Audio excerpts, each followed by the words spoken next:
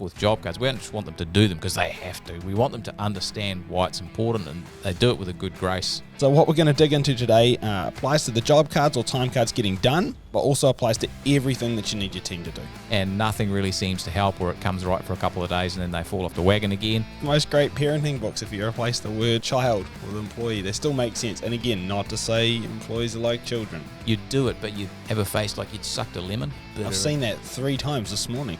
From me. There is one question that comes up time and time again for business owners in the trades and the services industry. How do I get my team to complete their job or time cards accurately and in a timely manner? Now, it's important that this task is done because so much of your job costing information comes from the job information. Tune into this week's podcast where we discuss how to get your team to complete their cards on time and how the process we'll share will help you get your team on side with any task you need done in your business.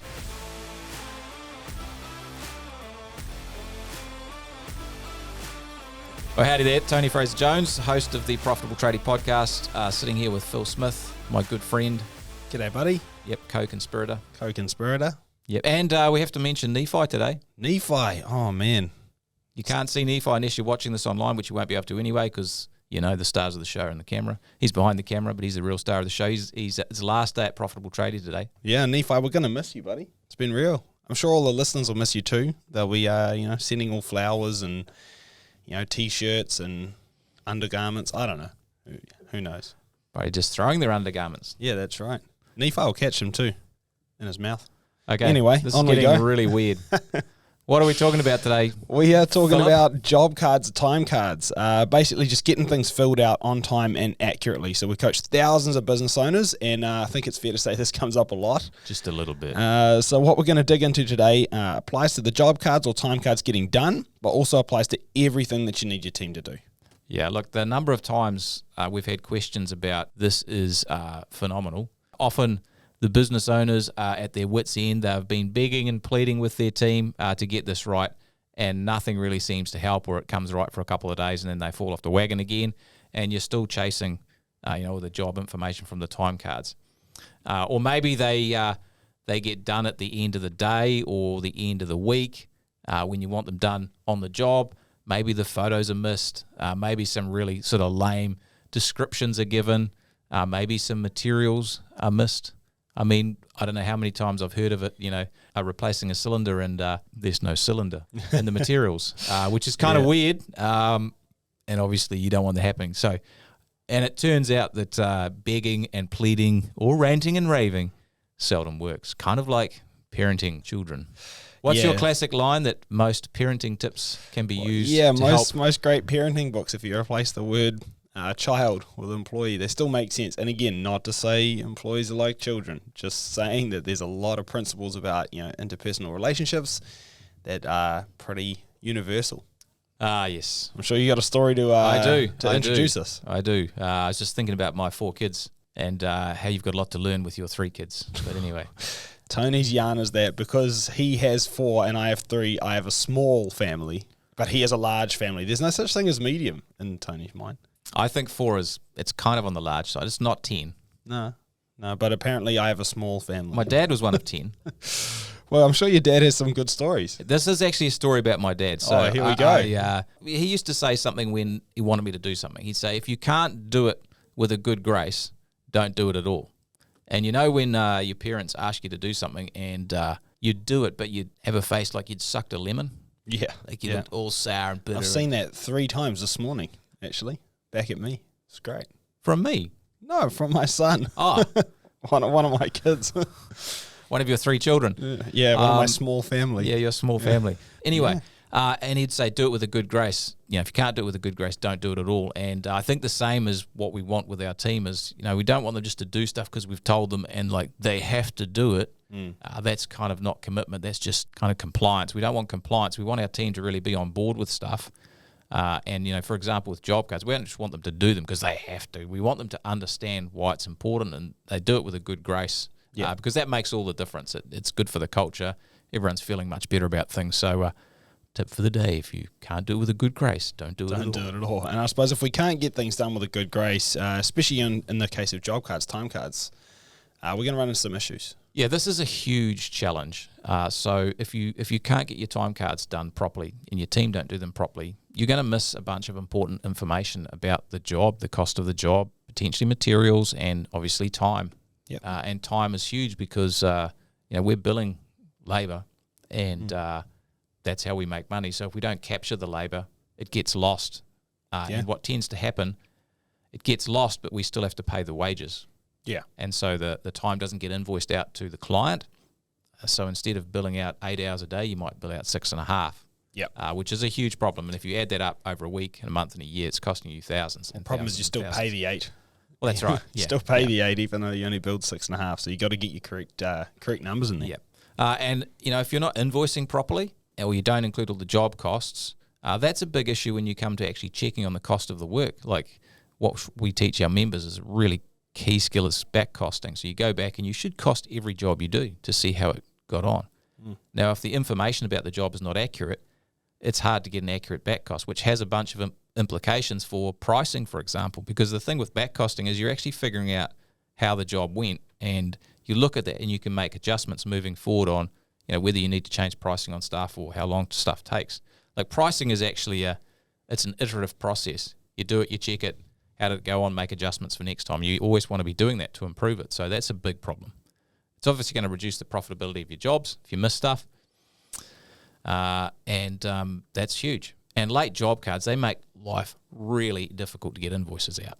So if they're not timely, it's difficult to get invoices out quickly to your clients. And that's important because the quicker you get them out, quicker you get paid. Yeah. And it can put a lot of pressure on your admin team or yourself if you're doing the admin. You've got a stack of jobs you need to invoice out, and you're looking at the jobs and you're like, there's stuff missing here, or the time cards haven't come in. And that's like just crazy. You might have 15, 20, 80, 100, whatever it is. And if you've got to tidy up and chase up a lot of those, it takes a lot of time. As I said, slow invoicing too leads to slow payment. It just hits your cash flow. Like you're slow getting the invoices out, slow getting money in. You don't have good margins because you're not capturing all the job information. Again, it hits your cash flow. And there can be a lot of frustration between you and your managers if you've got a bigger business and the people out in the field, because you're like, these guys can't do what they're supposed to. And they're like, they're always at me for not doing my time cards, and it's frustrating. I'm getting annoyed with them. So, and in the end, that just damages the culture. So it's a little bit of a vicious circle. Yeah, so a lot of problems here if we don't do it right. This is a huge issue. Like it's just critical that it's right. Yeah, real important. And on the other hand, if we can get everyone to do their job cards and time cards, and do it with a good grace, most importantly, like they're keen to do it, they're committed to doing it. They understand They're not just being slapped about it. Pretty big upsides. Well, you get the job cost information. It improves your profitability. You understand the actual costs of doing the jobs, so you can tweak that for future pricing. Your invoices are done promptly, so they're done. The time cards are done on the job, on the day, done, back to the office. They can get the invoicing done. The invoices go out. People can pay you on time. There's way less work for your team in the office. There's less back and forward and backbiting and bitching about who hasn't done what. You need to do this and get off my back. So that's good for the culture because everyone's like just moving forward, doing their business. And it does create a great culture of accountability, which is what we want in the business. So it's hugely important to get right. Yeah, 100%. So how do we do it? I think the question on everyone's lips. Yeah. So the first thing is I think we start with what not to do. Yeah. You don't want to just complain and beg and plead and threaten your team. I just don't think that works. Yeah. And it makes you angry. It makes you frustrated. It makes your team angry and frustrated and feel unappreciated. It's kind of like we said, if you threaten and push and cajole your kids, often it's just empty words. Yeah, well, especially if you don't follow through on it. And this is not me saying, hey, make threats and then do it. It's just don't make them in the first place, like you tell your kids, if you do that one more time, there's going to be this big thing happen, and then they do it one more time, and you're like, well, if you do it one more time, all you're doing is telling them, I'm full of it, and I'm never going to follow through, and you can just break whatever rule you want, which the thing is we actually do that probably less with our kids than we do with our employees. The amount of times you say, hey, don't do this again, or this is going to be a big problem, and blah, blah, blah, and then they do it again, and you just have that same conversation, and what they learn is I can break the rules and I can do stuff and I can not care about it, and all that happens, they get the same talking to, which I've heard 1,000 times, so I can zone out and then just say sorry at the end, and that's it, that's the end of it. So why jump through these hoops and just disadvantage or inconvenience myself when there's not really any outcome. Yeah, this is the thing. And I think the challenge for so many business owners is we get busy and flat out. We get a bit tired and we sort of forget that there's other ways to do things. And this is really normal when you're busy. It's just like you get a bit desperate and you're like, just come on, just do it. Would you? Like, can you just do it because I asked? Yeah. And unfortunately, that just doesn't really work. Well, you go from the empty threats to the empty begs. That's right. Which so you also lose your positioning there, which is a whole other story. Yeah. But and the thing, you end up with no power. That's right. And the thing here is that we're talking about time cards or job cards, whatever you call them. But this really is a conversation about all team performance and behavior issues at work. Because the cause and the cure for getting your job cards and your time cards done is the same cause and cure for all behavior and performance issues or frustrations you have with your team. Yeah, that's huge. And I think like time for a truth bomb is, any performance problem that you have with your team, in your business, it's your responsibility. It doesn't matter how it's come up, doesn't matter who it's coming up with. It's your problem, it's your responsibility, and you're accountable for fixing it, really. So that's right. I mean, you can influence your team's performance and their behavior to an extent, but you cannot control it. But you can control the way you behave around your team. And that's the leverage point that you work on. So you change your behavior and the way you approach it, which then is going to have an influence on the team. Well, it's like anything. You got inputs and outputs, right? So like you want the output to change, well, you got to change the input, and the input is usually what you've done. The output is the response you get from your team and the actions that they take. So, really the only way you're going to change those outputs is to change the inputs that you're working with. And so you are the one who has to change here. And I know that's really difficult to hear. But that's what leadership is about. Only when you change will your team change. And I think it was Gandhi who said, be the change you want to see in the world. So you actually, you start changing and then things change. And I've seen this happen so many times. Here's a classic example. Business owner wants the time cards or the job cards done properly. But the same business owner doesn't check the financials of their business every week and every month. They're not actually exercising the discipline that they want their team members to exercise. And so if you're not regularly checking the finances of your business and the performance of your business every week and every month, it's a little bit rich in a way to expect your team members to put the information in. Yeah, totally. I mean, like it's like anything, right? Like you've really got to model the behavior you want to see. Honestly, I'm going to dob my wife in here. My lovely wife, Maya. Absolutely. Caution, Phil Smith. Amazing lady, my wife, Maya. One thing just to dob her in on though is that anytime we tell the kids you got to clean your room or we've got to tidy this up or tidy that up, then I just nervously glance over to our bedroom and it's just absolutely trashed with all Maya's stuff. She's really got this thing where she doesn't know how to close a drawer. Like, so if she opens it, it has to stay open.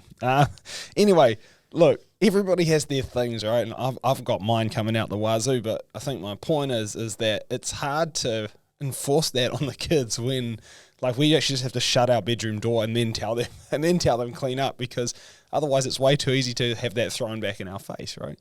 I'm going to go out and support a brother here, lovely wife Bronwyn, amazing, incredible. Tidiness, not a strong suit. Yeah, well, got to say.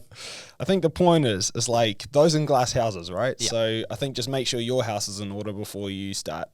Just a tip for happy marriage here, Phil. I've learnt that you just help clean up, bro. Like, just go and give her a hand to clean up. She's probably busy, mate. Oh, dude, she's definitely busy. You need to get off that judgmental high horse. Hey, there's no judgment. Be a little bit more kind and forgiving. There's no judgment. I've got here. plenty of things myself. I'm just saying that's one that comes up. All right, so it's the same with these business owners. Same with these business owners, mate. If you're out here running a trades business and you want you guys to fill in their job cards, like your version of that is your business's financials. So are you doing them? Yeah. Are you setting that example? So yeah, like I said, if you're not running a P&L and not checking the financials of the business regularly, it's kind of like a job card at a business level. So people will not follow a leader who doesn't set an example. And we find, and this is weird, it's kind of cosmic, but once people really start doing their financials and nailing that stuff, all of a sudden the team just seems to do their job cards better. It's kind of cosmic. There are a bunch of principles at play here, how to deal with getting people to do their job and time cards and other performance issues. It's not just telling them to do stuff, but there are some principles which you need to step back and understand from more of a high level point of view, not just dealing with the issue as it comes up, because there's a lot of preparation that needs to be done and some groundwork to be done to help this work better. Yeah. And so four principles. The first one we've talked about is, you got to lead by example. That's massive. Leadership is everything in your business. They will follow you. You don't even realize how much they look up to you or how much you set the tone, but you do. So that's important. For me, the second one definitely would be buy-in, really. I mean, if you think about it, like with any problem, you've always got the ambulance at the bottom of the cliff, but you've got the guardrail up the top, and really that's the more important one. If you can stop them falling in the first place, you don't need the ambulance. So for me, buy-in on this topic is that guardrail at the top of the cliff. Essentially, why would somebody do anything if they don't really see the benefit in doing it? So a lot of the time, the reason that you guys are forgetting to do their job cards or their time cards, they're not forgetting. They just don't care, and it's not even actually that they don't care. It's just that it doesn't really stick in their mind. It's not something that's forefront because they don't directly see the impact that it has to do their job cards and do them well in particular. So, the really only thing that they know is that if I put the wrong hours on there, I might not get paid the right amount. But they don't see all of the flow-on effect if it means that you can't back-cost your jobs properly, which means that you can't price your work correctly, which means that you can't make the right margin, which means that there's no money in the bank, which means that all the flow-on effects of that. They don't see the hassle that the office staff go through trying to figure out what the hell happened on jobs that they never saw, so then they can get everything right. They don't see all of the fallout of when there's incorrect information in those job cards and time cards, that when there's any customer complaints, if that happens, that you don't have any proof, you don't have any rundown of what happened, there's no photos attached, there's nothing. And so as a result, there's issues that you don't know how to fight, and they don't see the fallout of not attaching a QA checklist or the likes, so that then that way you can prove that you did the job the right way the first time and reduce callback and reworks. They don't see any of that. All they see is, this thing that's a hassle at the end of the job which stops me getting to the next job on time. That's a big thing. So from the tradesperson or the tech's point of view, they're like, man, my calendar and schedule is stacked up. I've got all this jobs that I need to get to. I'm just going to boost and get the next job done because that's what's important. And for them, and I think you've alluded to it, it's not a priority. There's other priorities because they don't understand what the priority is from your perspective as an owner. Well, they're actually trying to do the right thing. Most of them. Well, a lot of the time they are. The guy on the tools or the girl on the tools is there, and they're thinking to themselves in a split second. Remember, this is a split second subconscious decision about, I'm back to back with jobs today, and we're behind. We need to get ahead. I want to make sure that I'm doing a great job and smashing these jobs out for the boss, so that we can make sure that we have a great business. And I want to be good at my job, and that requires getting jobs done. And so they're like, I could get to the next job. I want to get there on time. I've got this job card to do, this time card. Oh yeah, I'll do it later. I'll get it done. I just got to get to that next job and just keep smashing. And so they've made a priority choice there about carrying on and doing more work. Or if it's the end of the day, there's a real big confliction there, which is, I've got this job card to do, but it's 4:30 and I really want to get home. I'm exhausted. We're supposed to finish at 4. I'm tired, and and I've got to get home. The kids need baths and bedtime, and I want to be there. This is my time to put my parent hat on, and that pull is going to be pretty strong, and it means that the priority of getting their job card done is lower. Of course it is, but again, it's because if they don't see all of that, all of the fallout and all of the impact that it has to do this correctly, if they don't understand that deeply and you can't help them see it, then how are they ever going to prioritize doing it over all of the other important things they have to do in their day? It's that simple. So you need to work on that side of things. So creating the buy-in, the education, helping them map out the process is important. And if you do that, you'll create a culture which this stuff happens in. And so I think, actually, before we get to culture, number 3, I want us to just slip in there is what you tolerate will never change. So if you actually tolerate this stuff and you just beg and cajole, that it won't change. Yeah. And so, there has to be some action and consequences if people are really struggling with this. Yeah. I'm not saying you beat them up, but you've got to do something that actually is a consequence or a retraining or something. Yeah. Otherwise, it won't change. And lastly, fourthly, is the culture, the systems, and the accountability that drive performance. And that is that's massive. And this applies to all performance issues. And there are really 4 steps to that. The first step, and they're all about clarity. So the first step is, what does success look like? What is clarity of success for this person doing their job? And so that's making it crystal clear that they understand that success is the job card is done before you leave the job site, and it's done in this way, and this is what's required to do it. So it'd be things like, what's in their job description? It'll be things like, hey, what are the core values of the business, which means we do what we say we're going to do, or that we're honest and we act with integrity, or that we're results focused. It's the rules of the game, which is you write out how we actually roll here in our business. And one of those things would be rules of the game. Hey, we complete all job cards correctly before we leave the job site. It's key performance indicators, which is like every week we track how our team are going, and one of the KPIs is completion of job cards. So that, making it really clear that this is an expectation that it needs to be done. And then step 2 is clarity of the process. So look, to be honest, sometimes for some people, they're not actually quite clear on how it needs to be done. So there's a big difference between saying you have to complete the time card or the job card, and you think that's obvious. And you're like, well, it's obvious what you need to do there. You need to attach the photo. You need to make sure the checklists are completed. You need to put your time in. You've got to put all the materials in. You've got to put some great descriptions in. Well, your team member might think I just need to punch the time clock and record the time. So you've got to be crystal clear in your training. So that's some examples of how job cards are done. Maybe some training videos on how to complete them. So there is absolutely no ambiguity around what a job card completed well looks like. So that's absolutely critical. The third thing is to actually review performance. So that's about checking. And you do have to check. If you don't check, how do you know? And if they know that you're not going to check, even the best person in the world will fall off the wagon. In fact, the winners like you to check because they like to know that they're doing it properly. So checking involves actually checking some job cards from time to time. Now, let's be honest, you can't check every job card. That would be insanity. You'd need like 3 extra people in the office, and that just doesn't make sense. But what you do is you check it intermittently, and you check it when they don't know you're going to check it. So maybe you check a day's worth of job cards every week, or a day's worth of job cards every couple of weeks. But they don't know when you're going to do it. But they know you're going to check. And it's not about trying to check up on them, it's just accountability, so that we know that it's been done properly, they know that they're doing it properly, and everything's honky-dory. And then the last point is just coaching and feedback. That's, how are we going? Are we on track or are we not on track? And if they're on track, it's like, appreciate you, you're doing a great job. If we're off track, what do we need to do? So maybe we need to go back to the training, maybe we need to go back to building the buy-in again, and reiterating why it's important and what the process is and how it works.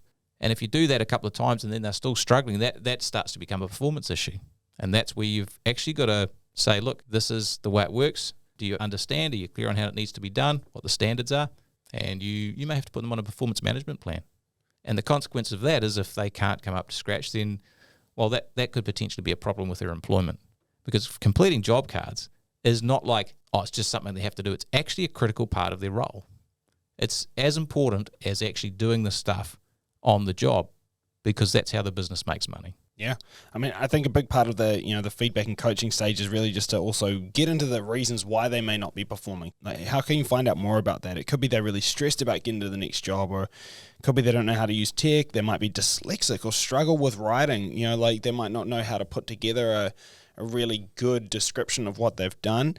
Could be they don't understand the consequence, like we've talked about, of not getting it right, or the impact on the rest of the team. But you got to figure out, like, why are they not performing? Because if they're just not performing and you don't dig into why, it's really hard to coach an improvement, or actually it's really hard to hold them accountable in the first place to actually, doing better. So really, really important that if somebody, if you're coaching them, that you figure out why they're not performing, not just that they're underperforming. And it's the same with your job or time cards. It's like, if they're not doing them, it's why? What's going on here? What's the difficulty? How can we improve? Yeah, and it might be things like, for descriptions. A lot of our members have a bunch of canned descriptions which they can use in their field management software or their job management software that they can just click and bring into the description. So this, you can figure out, hey, is there other ways we can support the team to do this properly? Yeah, 100%. And I think, like, overall message from this, like, if you want things to be better, you have to be better. And then that way the team will follow suit and they will be better. So it does start with you.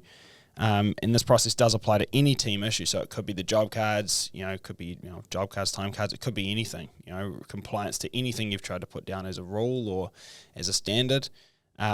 Even just, excellence with quality assurance. It could be actually an invoicing process. Anything you want anyone in the team to do, it's going to be that same principle underlying. Yeah, and they like you said, those key principles is you lead by example. So you set the tone, you create buy-in and understanding so they understand what it's about and why it's important. What you tolerate will never change. You have to hold people accountable. And then the culture and the systems is what you build, because here's what you want. When you bring a new employee into the team, They see what the other tradespeople or techs do, and they see that when that person has finished the job, they go into the van, they fill in their time card, they finish it there.